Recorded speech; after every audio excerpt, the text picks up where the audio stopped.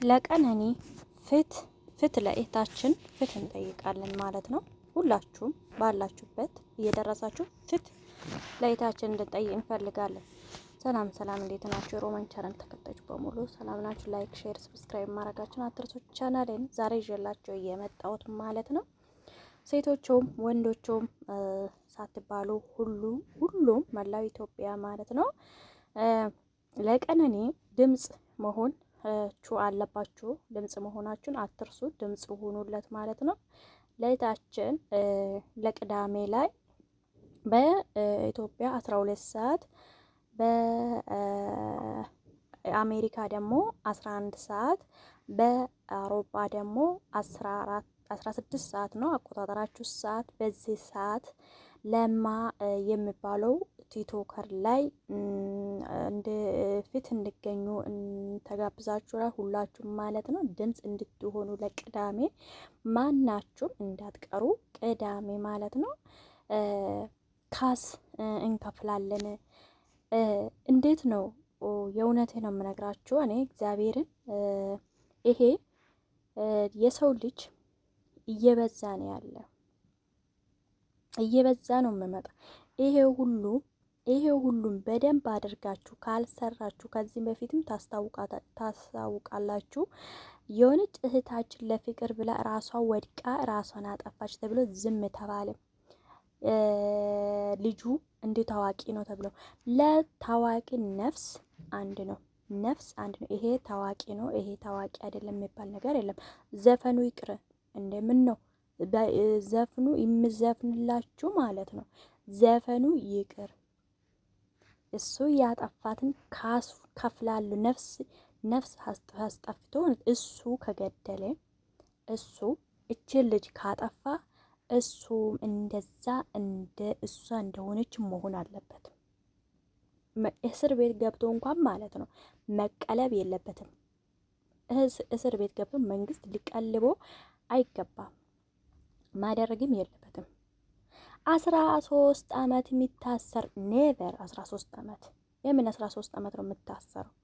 የውላችሁ እስር ገደለው፣ ታሰረ፣ ተቀልቦ ይወጣል። እስኪሞት ድረስ እግዚአብሔር እስኪወስድ ድረስ ይታሰርና ይሄ እኮ በውስጥ ከፍሎ የሆነ አገር ሊሄድ ይችላል እንጂ እኔ እስር ቤትማ እድሜ ልክ አይታሰርም ይባላል እንጂ እኔ አይመስለኝም። ግን ማንኛውም ሴት ልጅ የሴት ልጅ ነፍስ የሴት ልጅ መብት እንዲከበር ህጉ መቀየር አለበት። እርስ በራስ ህጉ ይከበር፣ ሰው ይከብሮ ይኑር ከተባለ መንግስት ህጉን መቀየር አለበት። እንዴ ህዝቡ ራሱ ህዝቦች ሆይ፣ የመላው ኢትዮጵያ ህዝቦች ሆይ እኔ ነገ ቤታችሁ እስኪያንኳኳ ነገ ራሳችሁ ልጅ እስኪወስድ ድረስ ብቻ አጠብቁ። ሰልፍ ይወጣችሁ ህግ ይቀየር ማለት አለባችሁ። ገዳይ አጣፊ እንዲጠፋ ማለት ነው ማድረግ አለባት እንጂ ካስ ይከፍላለው እስር ቤት እድሜ ልክ ይታሰር። ከዛ እኔ ገንዘብ አለኝ፣ እኔ ታዋቂ ነኝ። ተገቢ አይደለም። ሰው ልጅ ይጋጫል። በተጋጩ መሰረት አለመግባባት ከቻለው መለያየት እያለ ለምንድን ነው የማይሆን ነገር ውስጥ መግባት ያስፈልጋል? ለምን ያስፈልጋል? እሱ እንደዛ ከሆነ እሱ እውነት እችን ልጅ ከበላ እችን ልጅ እንደዚህ ከሆነ እውነተኛ እሱ ራሱ ከሆነ የሁሉም ይሄ ብሔር ምናምን ባል ነገር የለም። ይሄ ብሔር ነገር በነፍስ ላይ ብሔር ምናምን ነገር እንዳትመርጡ። እነሱ ራሱ ይተዋወቃል የሚባል ነገር የለም። መላው ኢትዮጵያ ህዝቦች ሆይ አንድ ላይ እጃችሁን ተያያዙ።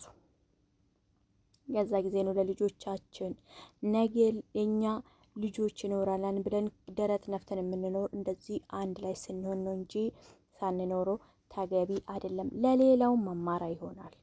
ለሌላው መማሪያ ይሆናል። መንግስት ሆይ አንተም ስራ ይቀንስልሃል። ምክንያቱም ቀላቢ ምናምን እያደረግከው በገንዘብ ሰው ልጅ ካዝ ነፍስ እኮ ነው እናት። ብር የኖረማ ማለት ነው ብር የኖረው ሰው ልጅን እዚች ሚዲያ ላይ እንደፈለገ ያደርጋል ነበረ ማለት እኮ ሀብታሙ ብር ከፍሎማ ቢወጣ እንደፈለገ ቢያደርግ ሌላማ ሀብቱ በቀን 10 እና 100 ይጨርሳል ማለት ነው እኮ። ይሄ በእንደዚህ አይነት አባባል ከመታ ማለት ነው። ለእህታችን ለቀነኒ ፍት ጠይቃለሁ። ፍት በሉ። ፍት ለሴት ልጅ ለቀነኒ ደሟ እንድመለስ የእሷን እውነታ ፈጣሪ እውነታዋን ይግለጽለት። እውነታዋን እግዚአብሔር ያውጣ። እሱም ቀርቦ እሱም ራሱ ለምን እንደዚህ እንዳደረገ ለምን እንደዚህ እንደፈጸመ መጠየቅ አለበት። ሁላችሁም ቅዳሜ እንዳትቀሩ። ሁላችሁም የፋሲካ ዋዜማ ነው፣ ግን ቢሆንም እንዳትቀሩ።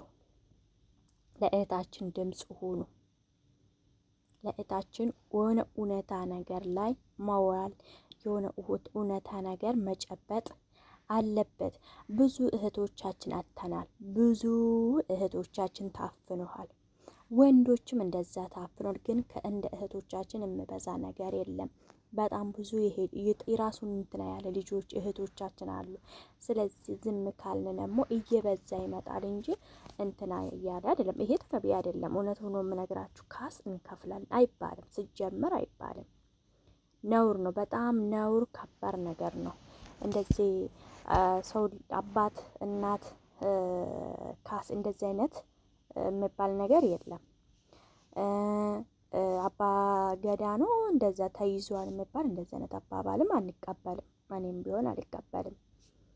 እኔም አልቀበላችሁም። ምክንያቱም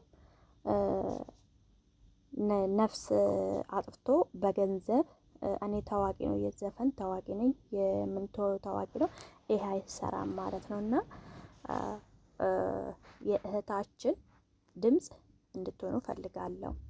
ድምጽ እንሆናለን ሁላችን ማለት ነው። ተያይዘን የመጣብን ነገሮችን እንድናስወግደው ሁላችሁም ከጎን ሆኑ። እሱ ካልሆነ የእሷ ለምን እንደዚህ እንደሆነች ሰራተኛ መቼም ማወቅ አይቀርም። ሰራተኛ መጠየቅ ነው።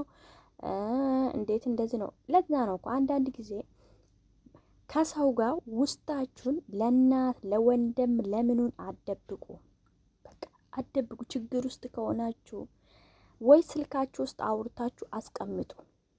በቃ እህቶቼ የሆነ ችግር ካለባችሁ ሪከርድ አስቀምጡ ስልካችሁ ውስጥ። በቃ ጭቅጭቅ፣ ስድብ፣ መመታት ምናምን ካላችሁ ማለት ነው ለእናትም ለአባትም ለወንድምም መንገር ካለጎደኛ የሚባል ራሱ መንገር ካቅታችሁ ስልካችሁ ውስጥ መረጃ እንዲቀመጥ ማድረግ አለባችሁ። ከዚህ እንትና ካል ከጨነቃችሁ ስልካችሁ ውስጥ መረጃው ማሙላት ነው። በቃ አሟልታችሁ አስቀምጣችሁ እንትና ማለት ነው ያ ሰው ያገኛል ማለት ነው። እና ሁላችሁ እንዳትቀሩ ማለት ነው። ለቅዳሜ እንዴ ታዋቂነቱ ጥንቅር በልናት እንደዚህ በእንደዚህ አይነት ማለት ነው። እና ሁላችሁ ለቀነኒ ፍት እያላችሁ የቀነኒ ፍት እየጠየቃችሁ ሁላችሁ ላይክ ሰብስክራይብም አድርጉ ማለት ነው። እህታችን ጎን ሁኑ።